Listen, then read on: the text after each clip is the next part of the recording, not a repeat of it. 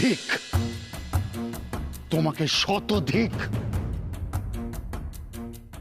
ওই সন্ন্যাসী তোমাকে অনুরোধ করলেন পথে নেবে মানুষের পাশে দাঁড়ানোর জন্যে, মানুষকে সাহায্য করার জন্যে, আর তুমি কি না ওনার ডাকে সাড়া না দিয়ে এখানে চুপচাপ দাঁড়িয়ে আছো। ছি, তোমাকে নিজের পুত্র বলে পরিচয় দিতেও আমার লজ্জা হয়।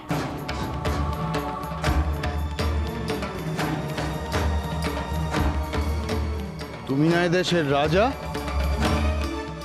নিজের প্রজাকে রক্ষা করা, তাদের প্রতিপালন করা তোমার না দায়িত্ব, কর্তব্য? আর সেই দায়িত্ব কর্তব্য পালন করতেও তোমার এত অনীহা। নিজের চোখের সামনে তুমি সবকিছু দেখেও কিছু শিখতে পারোনি, তাই না? কিচ্ছু শিক্ষা গ্রহণ করতে পারোনি তুমি। ওই সন্ন্যাসী একজন ভিনদেশী হওয়া সত্ত্বেও এই রাজ্যের জন্যে, এই রাজ্যের সকলের জন্যে নিজের সর্বস্ব, এমনকি নিজের জীবন পর্যন্ত বিসর্জন দিতে এগিয়ে আসলেন। আর তুমি কি না? ছি ছি। না, তোমায় কিচ্ছু করতে হবে না। পুত্র হিসেবে এবং এই রাজ্যের রাজা হিসেবে তুমি কতটা অযোগ্যতার প্রমাণ আমি পেয়ে গেছি।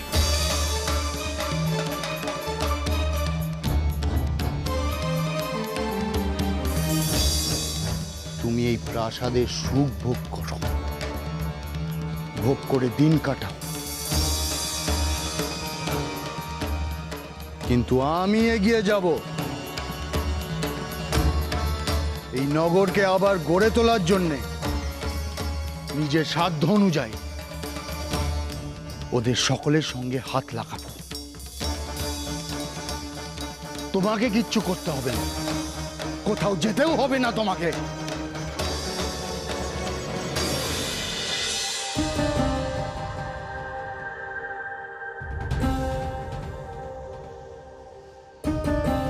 সন্ন্যাসী,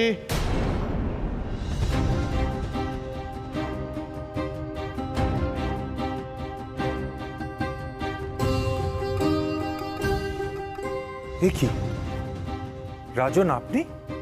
হ্যাঁ সন্ন্যাসী, আমিও ছুটে এলাম। নিজেকে আর প্রাসাদে বন্দি রাখতে পারলাম না। আপনাদের এই নগর নির্মাণের কাজে আমি নিজের সাহায্যের হাত বাড়িয়ে দিতে চাই। সে কি? কিন্তু এত পরিশ্রমের কাজ আপনি কি করে করবেন? আপনারা সকলে মিলে আমার রাজ্যকে আবার নতুন করে গড়ে তুলবেন, আর সামান্য পরিশ্রমের ভয় আমি পিছিয়ে যাব, সেটা হয় না। দয়া করে আমাকে বাধা দেবেন না। আজ থেকে 60 বছর আগে আমি এক ভুল করেছিলাম। এক বালকের কথায় আমল দিন। আজ সেই ভুলের প্রায়শ্চিত্ত আমি করতে চাই। আপনাদের এই কাজে আমি নিজে ব্রতী হতে পারলে নিজেকে সৌভাগ্যবান বলে মনে করি। এভাবে বলবেন না রাজন। আপনি যে এই সবার কথা ভেবে সবার সুখ দুঃখ ভাগ করে নিতে নিজে থেকে এগিয়ে এসেছেন, এর থেকে বড় আর কি হতে পারে? আসুন।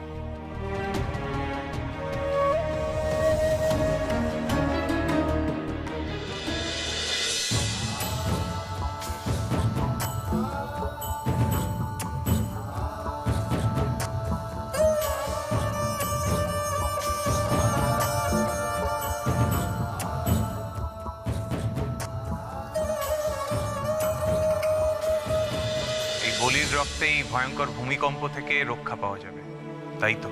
হ্যাঁ, ঠিক তাই। বেশ, তবে না হয় আমায় বলি দিন।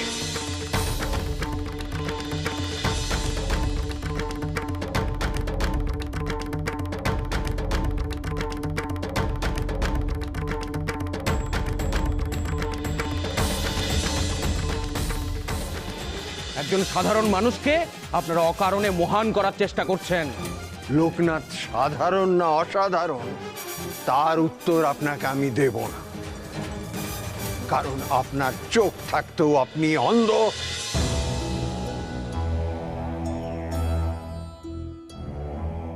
মহারাজ,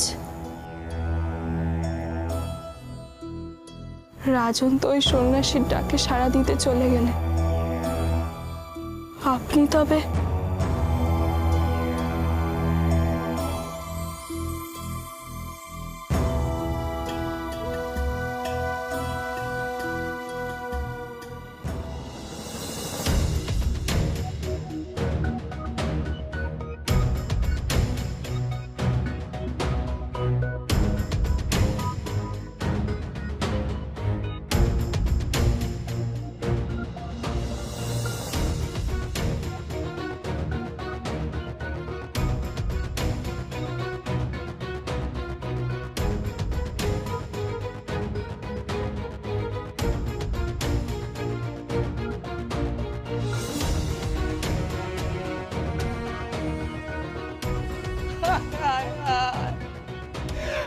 আমাদের সব গেছে সন্ন্যাসী, সব গেছে। বাপ ঠাকুরদার আমলের ভিটে আর কিচ্ছু বাকি নেই সন্ন্যাসী, কিচ্ছু নেই। আমাদের সব বাড়ি ভেঙে কান কান হয়ে গেছে।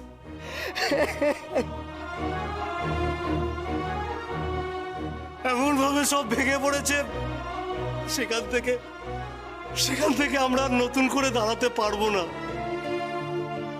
কিছুতেই এই নগরকে আর নতুন করে সাজিয়ে তোলা যাবে না।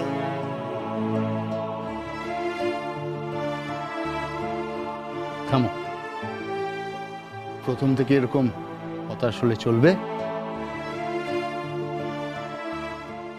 এই সন্ন্যাসীকে দেখ, ভূমিকম্পে তোমাদের বাড়ি ঘর ভেঙে গেছে তা ঠিক, কিন্তু এর থেকে বড় ক্ষতি হয়নি তোমাদের। স্বজনকে হারানোর শোক তোমাদের পালন করতে হয়নি। আজ এই সন্ন্যাসী আত্মবলিদান দিতে গেছিলেন বলেই আমরা সকলে এখনো অক্ষত আছি। ঠিক তাই, আরো বড় ক্ষতি এ রাজ্যের সকলের হতে পারত। এখন যা হয়ে গেছে তাই নিয়ে শোকতাপ আমার মনে হয় অর্থহীন। আমি মানছি আমার পুত্র পাপ করেছে। ভূমিকম্পের সময় তোমাদের সকলকে আশ্রয় না দিয়ে, বিপদের সময় রাজার মতন এগিয়ে না এসে ও পাপ করেছে, আমি মানছি। কিন্তু তা বলে তো আর তোমরা হাত গুটিয়ে থাকতে পারো? নিজের ভবিতব্যকে দোষ দিয়ে তো ক্ষান্ত থাকতে পারো না। ভবিতব্যর কথা ভেবে এরম ম্লান মুখে দাঁড়িয়ে থাকার সময় নয় এটা। এখন কোমর বেঁধে লড়াই করার সময়। সবাইকে হাতে হাত দিয়ে কাজ করতে হবে, তবে দেখবে যা ভেঙেছে তা গড়ে উঠতে কোনো সময়ই লাগবে না। চলো সবাই। গোটা রাজ্যেরই তো এই অবস্থা, আমরা সব দিক সামাল দেবো কি করে? আমাদের যে ক্ষতি হয়েছে তা সামলানোর যথেষ্ট বল কি আমাদের আছে সন্ন্যাসী? লোকনাথ, এরা সকলে উচিত কথাই বলছে। একটা রাজ্যকে গড়ে তোলা যথেষ্ট সময় সাপেক্ষ ব্যাপার, আর এত অল্প সময়ের মধ্যে এই রাজ্যের যা অবস্থা, অসম্ভব লোকনাথ। বেনি, আমরা কথা বলে সময় নষ্ট করছি, তার থেকে কাজ শুরু করলে হয় না? চলো সবাই, এই সামনে পড়ে থাকা ধ্বংসস্তূপ আমরা সরিয়ে ফেলি। চলো, তোমরা সবাই ওই দিকে যাও, তোমরা এই দিকে যাও, তাড়াতাড়ি।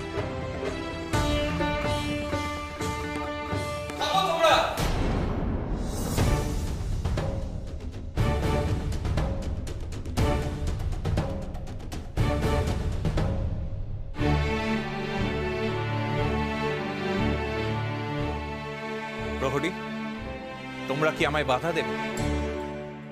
এই রাজ্যকে নতুনভাবে গড়ে তুলতে বাধা দেবে? পারবে তোমরা?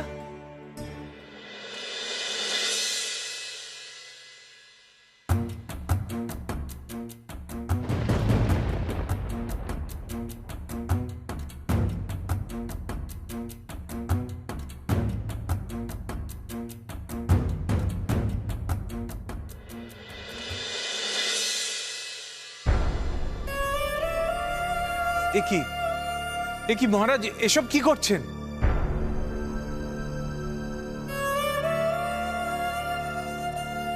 আমি প্রায়শ্চিত্ত করতে চাইছি সন্ন্যাসী।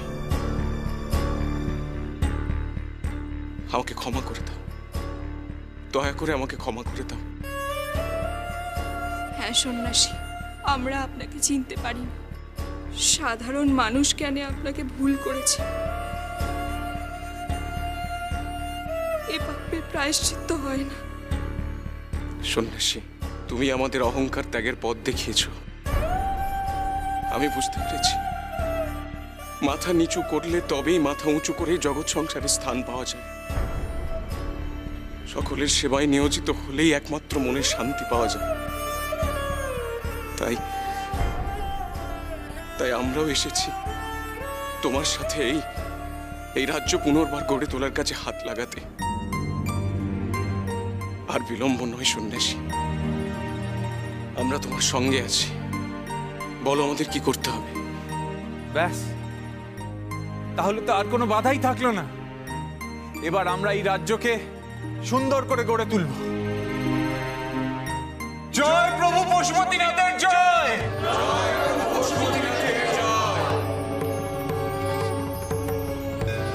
চলো সবাই, এসো।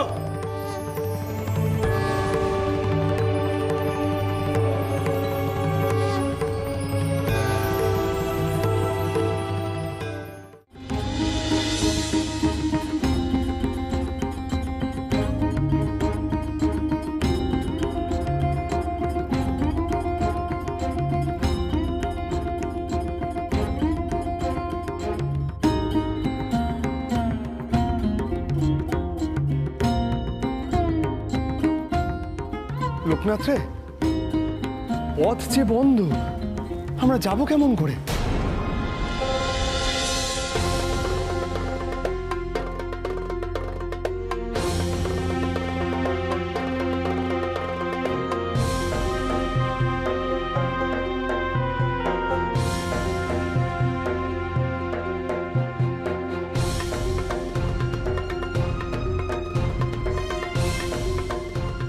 প্রহরী,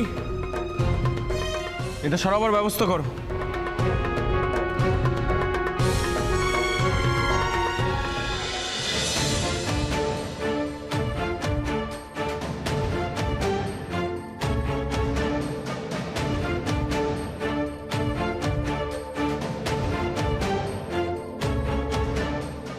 আমাদের সবাইকে হাত লাগাতে হবে, তা না হলে কোনো মতে আমরা এগোতে পারবো না। হ্যাঁ রানী, সন্ন্যাসী ঠিকই বলেছে। চলো আমরাও হাত লাগাই।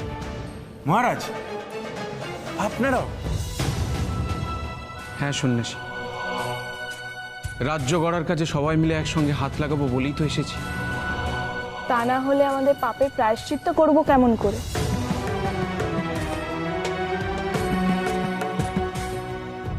আসুন।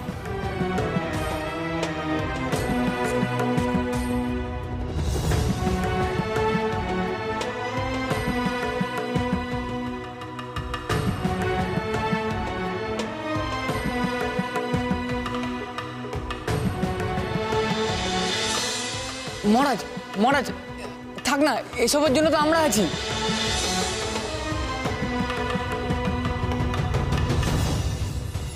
দয়া করে তোমরা বাধা দিও না। রক্ষক হয়েও ভাঙার সময় তোমাদের সঙ্গে থাকিনি, গড়ার সময় না হয় থাকলাম।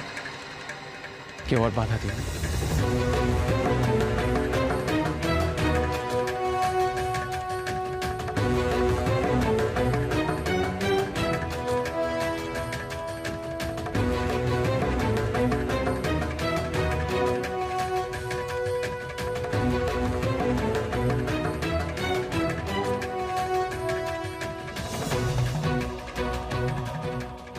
লোকনাথ, অনেক চেষ্টা করেও তো এই গাছের গুড়ি এক চুলো নড়ানো গেল না। এবার কি হবে? তাই তো, সরানো তো দূরস্থ, তো নড়ানোই যাচ্ছে না।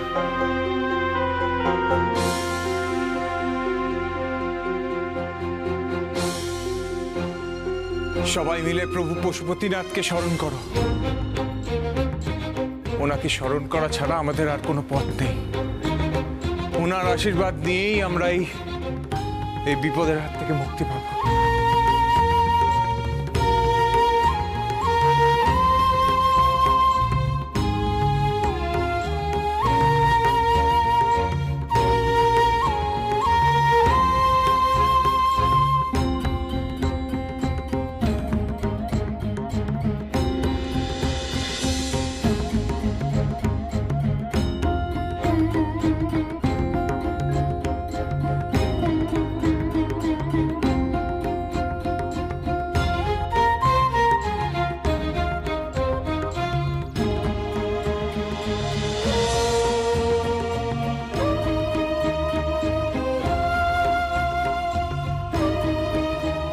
ভূমিকম্প থেমে গেছে, কিন্তু তার জেরে এই রাজ্যের প্রচুর ক্ষয়ক্ষতি হয়ে গেছে। এই রাজ্যকে আবার পুনর্নির্মাণ করতে হবে, আর তাই তোমাদের সাহায্য একান্ত প্রয়োজন। এই কারণেই তোমাদের কাছে আসা। তোমরা কি আমাদের সাহায্য করবে?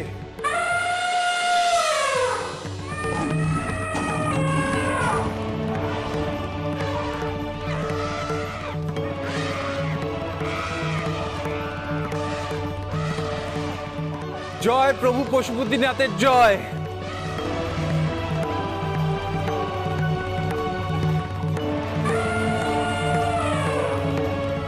চলো তোমরা।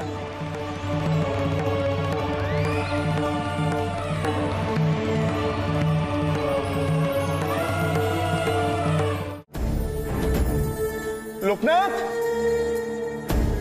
লোকনাথ! সন্ন্যাসী কোথায় গেল বলুন তো? এদিকে পথ তো বন্ধ। দুশ্চিন্তা করবেন না মহারাজ, লোকনাথ নিশ্চিতভাবেই কোনো উপায় বার করতেই গেছে। কিন্তু গুরুদেব, ওই দেখো!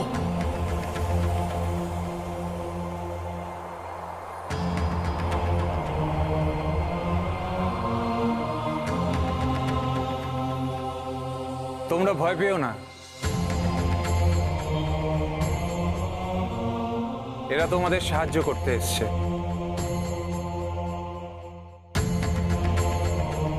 গজরাজ,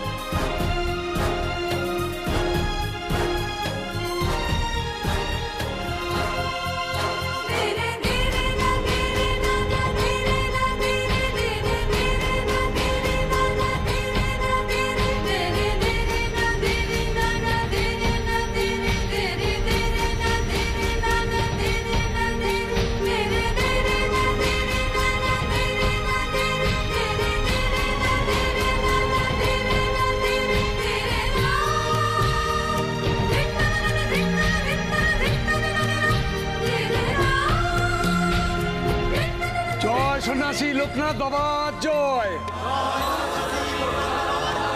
জয় সন্ন্যাসী লোকনাথ বাবা জয়! জয় সন্ন্যাসী লোকনাথ বাবা জয়!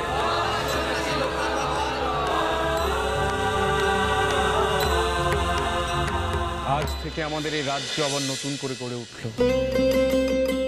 আজ আমি এইখানে সকলের সামনে দাঁড়িয়ে ঘোষণা করছি, এই রাজ্যে এইবার থেকে পশুরা নিরাপদে শান্তিতে থাকবে।